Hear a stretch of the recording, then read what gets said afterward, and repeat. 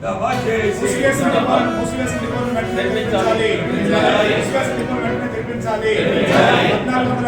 ఇస్తున్న టెండర్ను రద్దు చేయాలి. 14 బస్సులకు ఇస్తున్న టెండర్ను రద్దు చేయాలి. JAC RTC JAC JAC RTC ఉద్యోగుల ఏపీటీడీ ఆర్టీసీ జేఏసీ కన్వీనర్ ఈ రోజు ఏపీఎస్ఆర్టీసీ సంబంధించి జేఏసీని ఇచ్చినటువంటి మెమోరాండం మీద రాష్ట్ర ప్రభుత్వ స్థాయిలో జరుగుతున్నటువంటి మీటింగు అనివార్య కారణాల వల్ల ఆర్టీసీ ఈడీస్ తో ఏర్పాటు చేయడం జరిగింది. అందులో ప్రధానంగా ఏదైతే ఎలక్ట్రికల్ బస్సులకు సంబంధించి ప్రధాన డిమాండ్ తో ఏదైతే జేఏసీ ముందుకెళ్తుందో ఆ డిమాండ్ సంబంధించినటువంటి ఆర్టీసీ ఎగ్జిక్యూటివ్ డైరెక్టర్ స్థాయిలో ఉన్నటువంటి అధికారులు నిర్ణయం తీసుకోలేనటువంటి పరిస్థితి వాళ్ళ చేతిలోది కాదు కాబట్టి మరి అందులో ఏ విధమైన స్పష్టమైనటువంటి నిర్ణయం రాకపోవటం, పరిష్కారం అనే సమస్య స్పష్టత లేకపోవడంతో మా జేఏసీ ఇచ్చినటువంటి పిలుపు ఏదైతే ఉందో దాన్ని యాజ్ ఇట్ ఈజ్ గా గతంలో ఇచ్చినటువంటి ప్రింటెడ్ బ్యాడ్జెస్ రేపు ఎల్లుండి కానీ ఆంధ్ర రాష్ట్రంలో ఉన్నటువంటి ప్రజాప్రతినిధులు ఎవరైతే ఉన్నారో వాళ్ళందరికీ ఆర్టీసీ స్థితిగతుల మీద ఏదైతే మేము స్పష్టమైన మెమోరాండం వేస్తున్నాం అది కానీ అందరూ వర్కర్స్ తో దాదాపు 50,000 మంది వర్కర్స్ తో రాష్ట్ర ముఖ్యమంత్రి గారి దృష్టికి తీసుకెళ్లాల్సినటువంటి ప్రోగ్రామ్స్ యాజ్ ఇట్ ఈజ్ గా కంటిన్యూ చేయడానికైతే మరి నిర్ణయం తీసుకోవడం జరిగింది.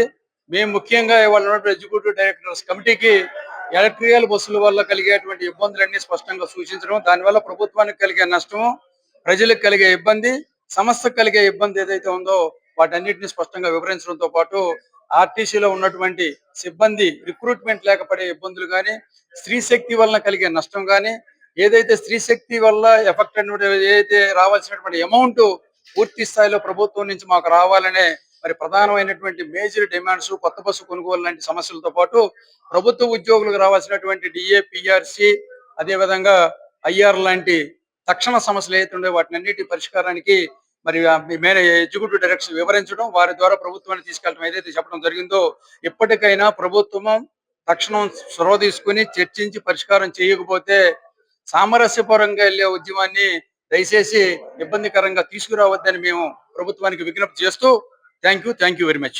ఈ రోజు ఆర్టీసీ ఉద్యోగ సంఘాల జేఏసీతో ఆర్టీసీ అధికారులు జరిపినటువంటి చర్చలకు సంబంధించి ఇప్పటికే చాలా విషయాలు మీ ముందు ఆ కన్వీనర్ ఉంచడం జరిగింది. అయితే ప్రధానంగా ఇవాళ జరిగిన చర్చల్లో ఏదైతే విద్యుత్ బస్సులు ప్రైవేట్ ఆపరేటర్స్ ద్వారా ప్రవేశపెట్టడం వలన, రిక్రూట్మెంట్ లేకుండా చేయడం వలన, డిపోల మూతవేత చర్యలు చేపట్టడం వలన ఆర్టీసీ ప్రైవేటీకరణ కాబోతుందనే ఆందోళన ఉద్యోగుల్లో ఉన్న దృష్ట్యా వెంటనే వాటి మీద స్పష్టమైన హామీ ఇవ్వని మేము కోరడం జరిగింది.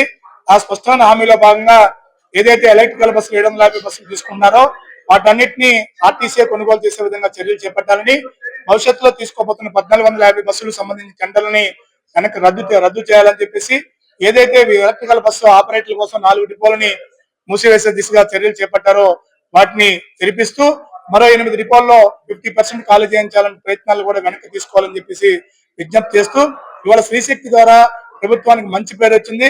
ఆ పేరు ఇంకా మంచి పేరు రావాలనుకుంటే బస్సులు తక్షణమే స్త్రీశక్తి ద్వారా పెరిగినటువంటి 20 లక్షల మంది ప్రయాణికుల సౌకర్యార్థం బస్సుల సంఖ్యను సుమారు 4,000 బస్సులని పెంచాల్సిన అవసరం ఉంది. ఆ పెంచని కారణంగా సుమారు రోజు సిబ్బంది మీద దాడులతో పాటు బస్సుల్లో ప్రయాణించే ప్రయాణికులు కూడా, మహిళలు ఫ్రీగా ప్రయాణిస్తున్నప్పుడు కూడా అసంతృప్తి గురవుతున్నారు. దానివల్ల ప్రభుత్వానికి చెడ్డ పేరు వచ్చే అవకాశం ఉంటుంది. అందుకే తక్షణమే స్త్రీశక్తి ద్వారా మరింత ప్రభుత్వానికి పేరు రావాలంటే 4,000 బస్సులను కొనుగోలు చేయాలి. గోదావరి పుష్కరాలు, కృష్ణా పుష్కరాలు ఉన్న దృష్ట్యా ఇప్పటికే 2027 నాటికి మరో 2,000 బస్సులు, అంటే ఇప్పుడున్న బస్సులు కాకుండా మరో 2,000 బస్సులు స్క్రాప్ కాబోతున్నాయి. కాలం చెల్లిన బస్సులు ఉన్నాయి కాబట్టి వాటిని కూడా దృష్టిలో పెట్టుకుని వెంటనే డీజిల్ బస్సులు కొనుగోలు చేసి సిబ్బంది నియామకాలు కూడా వెంటనే చేపట్టాలని చెప్పేసి ప్రభుత్వానికి విజ్ఞప్తి చేయమని మేము కోరగా, ఇవాళ జేఏసీగా చేసిన డిమాండ్స్ అన్ని కూడా ప్రభుత్వానికి లిఖితపూర్వకంగా తెలియజేస్తామని ఎగ్జిక్యూటివ్ డైరెక్టర్ హామీ ఇచ్చారు తప్ప అంతకు మించి ఆర్టీసీ అధికారులు ప్రభుత్వ పరిధిలో ఉన్న పాలసీ నిర్ణయంలో హామీ ఇవ్వలేని కారణంగా అంతకు మించి స్పష్టత ఏమీ రాలేదు. ఇతర ఆర్టీసీ పరిధిలో ఉన్నటువంటి విషయం పరిధిలో ఉన్న సమస్యలని మరొకసారి వారం 10 రోజుల్లో ఎండీ గారితో చర్చించి వాటి మీద కూడా మళ్ళీ సమావేశం ఏర్పాటు చేసి సమస్యలు పరిష్కరిస్తామని హామీ ఇవ్వడం తప్ప అంతకు మించి ఈ రోజు సమావేశంలో అంత ప్రత్యేక ప్రాధాన్యత ఏమీ లేదని చెప్పేసి మేమైతే అభిప్రాయపడుతున్నాం. ఇవాళ సమావేశానికి గౌరవనీయులు చీఫ్ సెక్రటరీ కృష్ణబాబు గారు వచ్చి ఉంటే ప్రభుత్వ పెద్దగా కొన్ని హామీలు వచ్చే అవకాశం ఉండేదేమో. ఏదైనప్పుడు కూడా కృష్ణబాబు గారు గౌరవ ముఖ్యమంత్రి గారితో సమావేశం కారణంగా రాలేనని సమాచారం తెలిసిన మేరకు అధికారులు పిలిచిన సమావేశానికి గౌరవప్రదంగా జేఏసీగా హాజరు కావడం జరిగింది. ఇప్పటికైనా ప్రభుత్వం సానుకూలంగా స్పందించాలని మేము విజ్ఞప్తి చేస్తున్నాం. యథావిధిగా జేఏసీ తీసుకున్న నిర్ణయాల్లో భాగంగా రేపటి నుంచి జరిగే నిరసన కార్యక్రమాలు యథావిధిగా నిలమత్వం జరుగుతాయి. అప్పటికీ ప్రభుత్వం సానుకూలంగా స్పందించకపోతే ఈ నెలాఖరులో జేఏసీ సమావేశం మరొకసారి ఏర్పాటు చేసి భవిష్యత్ ఆందోళన కార్యక్రమాన్ని ప్రకటన చేస్తామని చెప్పి సందర్భంగా తెలియజేస్తూ, ప్రభుత్వం ఉద్యోగుల న్యాయమైన డిమాండ్లను పరిష్కరించాలని, అలాగే ఇప్పటికే ప్రభుత్వ ఉద్యోగులతో పాటు ఆర్టీసీ ఉద్యోగులు కూడా ఆర్థిక పరమైన ఇబ్బందులతో చాలా ఉన్నారు. ఎవరికి కూడా పిఆర్సీ 12 పిఆర్సీ ఎప్పుడు వేస్తారని ఆసక్తి ఎదురు చూస్తున్నారు.